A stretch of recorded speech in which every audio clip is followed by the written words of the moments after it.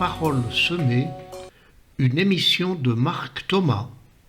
Bonjour chers amis auditrices et auditeurs.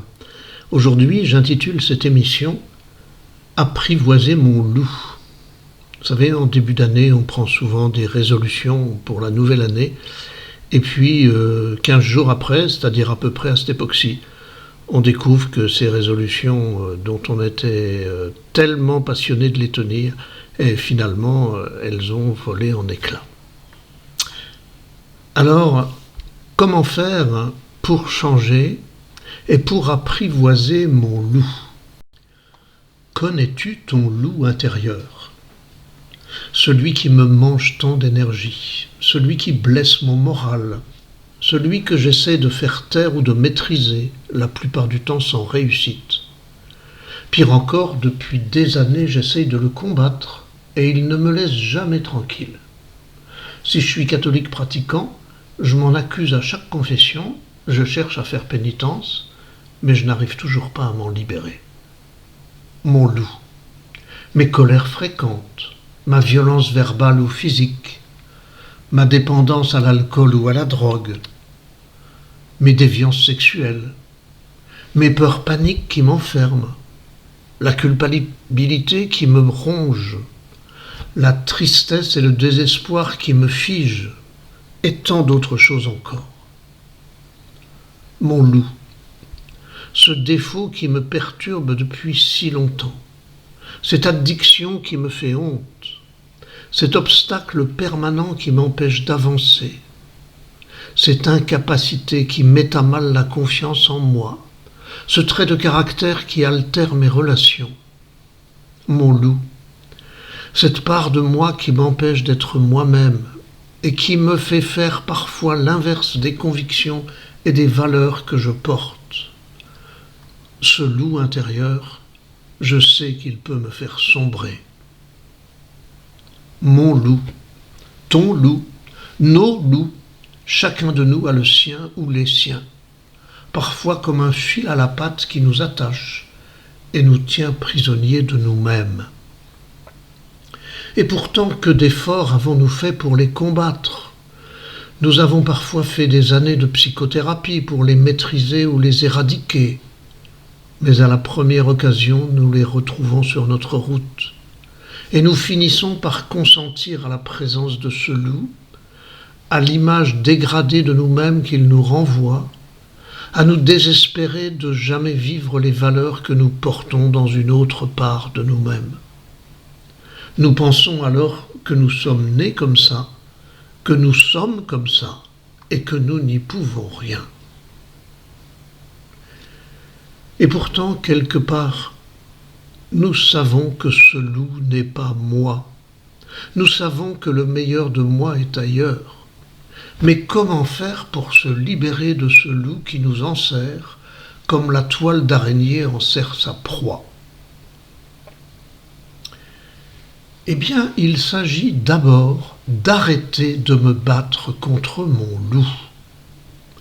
Car un homme et une femme désarmés n'ont aucune chance s'ils rencontrent un loup. S'ils se mettent à combattre le loup, l'homme désarmé est sûr de se faire croquer. De même, si tu combats ton loup intérieur, tu es sûr de perdre, car tu t'engages dans un rapport de force qui n'est pas à ta mesure. Pour mieux comprendre, je vous invite à entrer dans ce conte du Moyen-Âge. Il s'agit de l'histoire du loup de Goubiot avec François d'Assise. Cette histoire est une allégorie nous décrivant une autre manière de traiter le loup qui nous fait violence.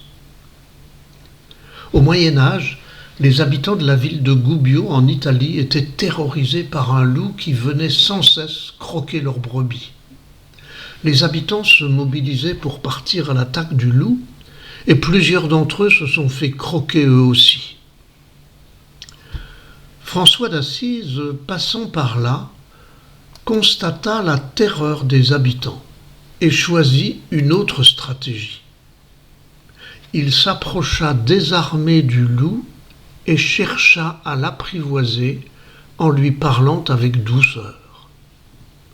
La légende dit que le loup s'assit devant lui, posa sa patte sur la jambe de François, comme s'il l'écoutait. Alors vous allez me dire, mais nous ne sommes pas François d'Assise. Lui devait avoir des pouvoirs différents. Non, il n'avait pas des pouvoirs différents. Il avait simplement une autre posture et une autre stratégie. Car c'est un conte, cette histoire de Goubiot, mais il porte en lui une profonde vérité. Si tu te bats contre ton loup, il va te croquer. Si tu l'apprivoises, il va te révéler ta pépite.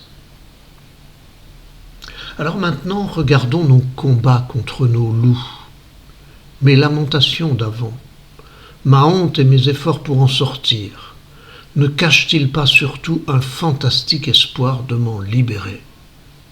Espoir auquel je n'osais pas croire parce que mes combats me menaient toujours à l'échec. Alors, lâche le combat et apprivoise ton loup, c'est le seul chemin de l'espoir. Voici quelques exemples vécus de personnes qui ont cessé de se battre contre leur loup et qui ont cherché à l'apprivoiser.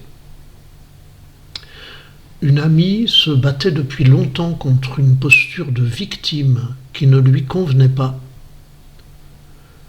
Je lui ai proposé de cesser de se battre, de chercher ce que cette posture de victime cachait ou protégeait.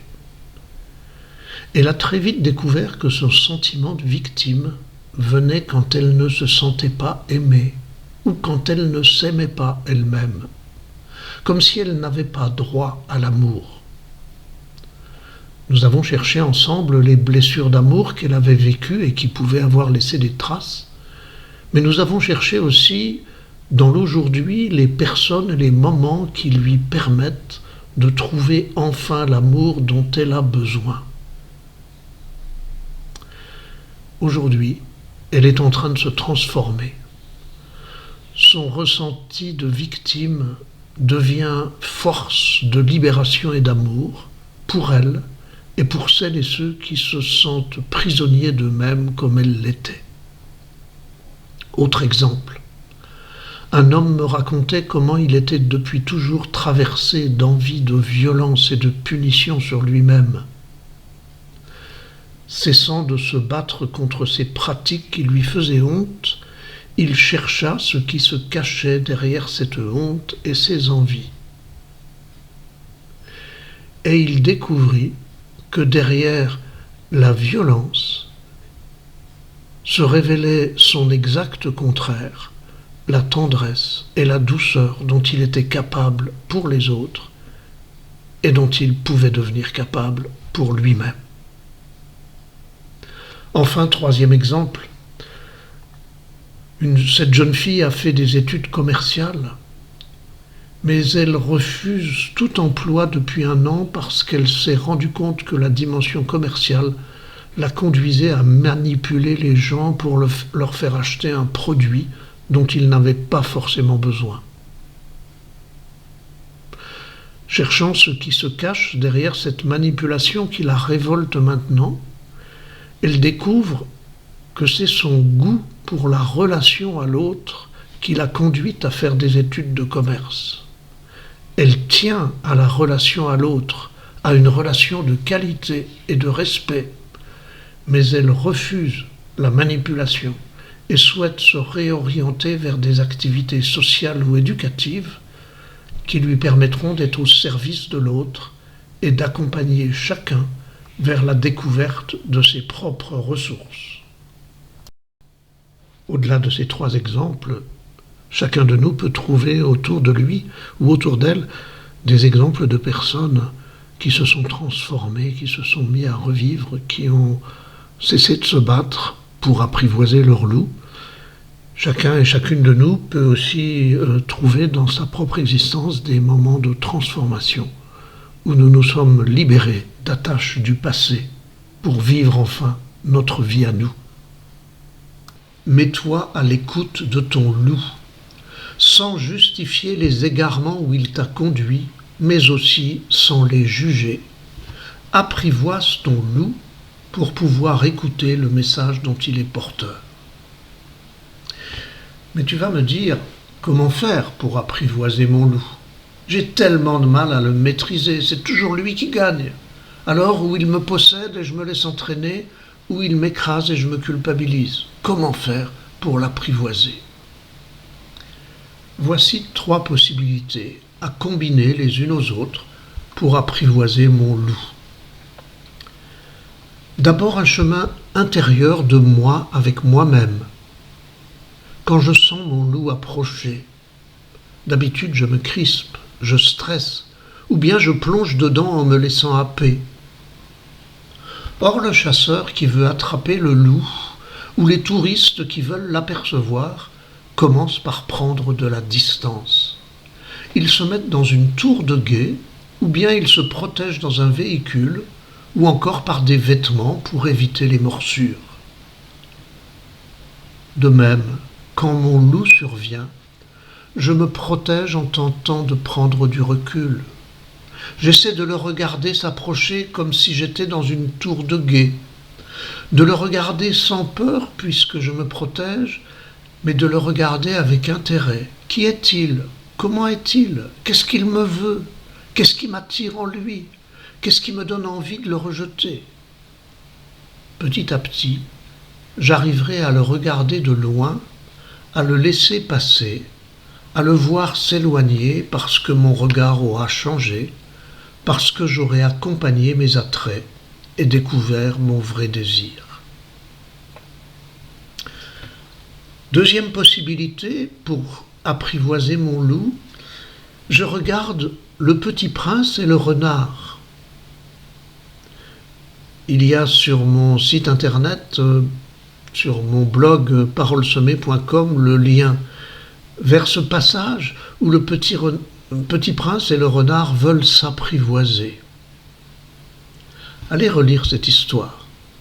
Et je peux me laisser toucher par la scène, y chercher ce qui me ressemble, ce qui résonne en moi.